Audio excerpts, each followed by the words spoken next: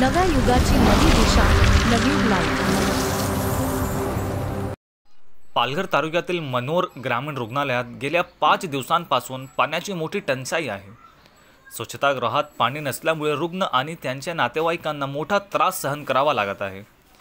विशेषतः रुग्णालयात दाखल असलेल्या 13 बाळंत महिलांना आणि त्यांच्या बाळांना यातून सर्वाधिक गैरसोय होत आहे।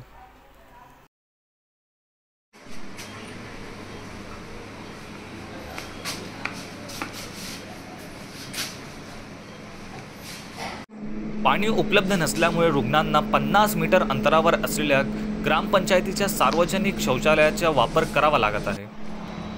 सध्या 11 पुरुष रुग्ण उपचारासाठी दाखल आहेत आणि दररोज 100 पेक्षा जास्त बाह्य रुग्ण उपचारासाठी येतात। चला आता रुग्णालयात उपचार घेत असलेल्या रुग्णांचे म्हणणे ऐकूया। मी प्रमोद मला मी काल ॲडमिट झालो, मला टायफॉइड झाला।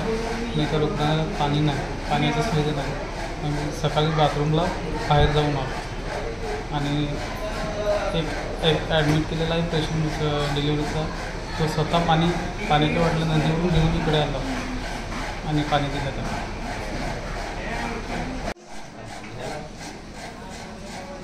आता इथे रुग्णालय आहे, या रुग्णालयामध्ये पाण्याची सोय नाही अजिबात। 3-4 दिवस झाले पाणी नाही आहे। मी माझ्या स्वतःच्या मुलीला ॲडमिट केलेली परवा दिवशी पण पाणी नाही।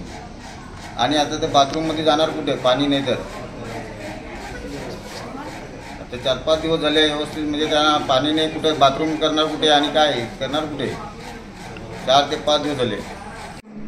पाण्याअभावी रुग्णालयातील स्वच्छतेवर परिणाम झाला असून संसर्गजन्य आजारांचाही धोका वाढला आहे। या संदर्भात ज्यावेळी वैद्यकीय अधिकारी मनाली कोकाटे यांच्याशी बातचीत केली त्यावेळी त्यांनी काय सांगितलं ऐकूया। 3-4 दिवसापासून पाणी नाही आहे आमच्याकडे हॉस्पिटलमध्ये। आमचं नळाचं पण प्रॉब्लेम झाला आहे।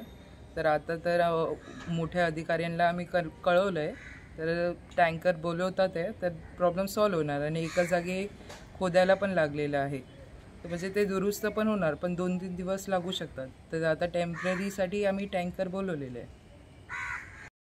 रुग्णालयासारख्या ठिकाणी पाणी टंचाई ही फक्त गैरसोय नाही, तर रुग्णांच्या आरोग्यासाठी मोठा धोका आहे। प्रशासनाने या समस्येवर तातडीने उपाय करणे गरजेचे आहे।